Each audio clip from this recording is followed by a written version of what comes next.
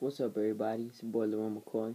I've been doing a lot of mental work lately, and that's like, I do physical work too. I do believe it builds character. I did community service. I just served my community for 40 hours of my life to make the world a better place. Picking up garbage, planting flowers, all sorts of things like that. So that's one thing. But mental work is a whole another aspect of, work that you should be cultivating your willpower and things like that. And also, you want to get in your own lane. This is what this is about, finding your own lane, because you've heard it before. This is a recurring theme in Leroy McCoy, that there's something that you can do better than me, and something that you could do better than everyone else. You and you and you and everybody else. Thank you, all my subscribers and all my viewers. I'm at 90,000, by the way, almost at 100,000. 100,000 would be like a Leroy McCoy party, something for 100,000 views. Like, and I'm getting there. Like, I always feel like I could get a million views, but I'm not like one of those, like, oh, Charlie bit my finger, like one of those videos. It's like, yeah, it's crazy. Everyone watches it and then forget about it. Like, it's. I'm gonna get to a million, but it's like a slow, steady, like like a bar graph. Like, I'm like this, and then I'm gonna boop million. Like, it's gonna happen. Like, boop, like that. But yeah, we have to deviate from normal thought patterns. Everyone has their own, their little niche, their forte, something that they're good at. It's innate in them, or they cultivated these powers, or these, skills, or something that they do that's better, and you have to exploit that, because that's what you're here for. Let me tie up my hair, because I feel like I make it more professional. We have to deviate from normal thought patterns, and being caught up in the world is not.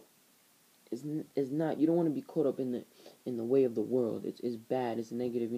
Just oh, get rich quick scheme, or Ponzi, or like, oh, not even Ponzi. Let me not even say that, but like the things that that normal people are thinking, that they it's because there's a little thing like this. This is what the world wants you to think. It wants you to think like this, right? This is the general population of the world, and everyone. It's little sister. It's a matrix, you want to call it. You think in this box, and it's like little kids. That's another thing. Little kids' imaginations are so. It's your imagination. That's another key thing. That's your creative force. Like, that's you. That's that. That breeding ground for great ideas is your imagination. And little kids always have a great imagination. And it dwindles off as they get older and older. They get more. In that their imagination is like this. There's no limits to it, but you get them like this, like I've heard people say to me, like, oh, you think you could really do that? Oh, if that's so, how come it's never been done before? Or how come if no one ever thought of that, or do you think it's that easy? And it's not even that those people are like purposely like intentionally putting you down and crushing your dream, but they just, from their being in that bubble, they can't comprehend this over here. So they see this out, they're like, oh, what is that? That's crazy. You can't do that. What's that? You gotta do it from this in this spectrum. But when you limit yourself to this, then that's all that there is. You have to dissolve those walls, and do real mental work, like reflecting on yourself and really finding yourself. And that's what we need to do. That's what I need to do. That's what I've been trying to do. And I have ideas. And I was reading this book. Where is it? Think and Grow Rich. It's a great book. My father had it passed down to me, and I didn't read the whole book, but I read this one part with this guy. He have over like 200 patents, and most of them for like Mickey Mouse, not even Mickey Mouse things, but like everyday things, and just make life easier. Over 200 inventions. But what he would do is he'd come up with an invention. Okay, I'm gonna like have a general idea. It's gonna be something like this, along the lines of this, that's gonna accomplish this. He would have that, Then he would go into a room, almost soundproof room, turn on the lights, turn everything off, and just sit in there with his eyes closed, and just dwell on that thing. In his subconscious, or his superconscious, or they call it supra-conscious mind, that picked up every impulse from every five senses, everything that ever happened is stored in your subconscious. He would sit there, get in touch with that, and he would see flashes, flashes. He would just start writing down all this stuff, and that would come to him. That's the creative that will fill in the gaps. He has like I know it's gonna be something like this, and then do that meditation, whatever you want to call that soul searching, whatever it is. Boom, and it would fill it in with those those abstract ideas that you're not gonna find on Google, how to do this, or that because it's not been done before. It's you. It's unique to you, and it's something that you can do. So that's what we have to do. And do that little, come up with something, do something that's never been done before. All the visionaries, like all the people who have changed the game and life as we know it, were not what you would say normal people. They deviated from that normal thought. They didn't live. Tesla, Einstein, all these people, they were not living life in this little thing. They were out all over the place, exploring everything. And that's why, like, I know drugs are bad, and I know I'm probably gonna get a lot of backlash. It's like, drugs, yeah, you can ruin your life. You're addicted to drugs, but a psychoactive drug like mushrooms. Mushrooms, for example, is not. I'm not advocating everyone, hey, go out and eat mushrooms, but it's not a physically addicting drug, or it's not a drug. You don't fight people that are like stealing from their family or robbing people to buy a bag of mushrooms. Like you could, it's natural. It grows out the earth, and there's actually Phrygian cults. If you look that up, Phrygian, like with a Phrygian, I believe, Phrygian cults.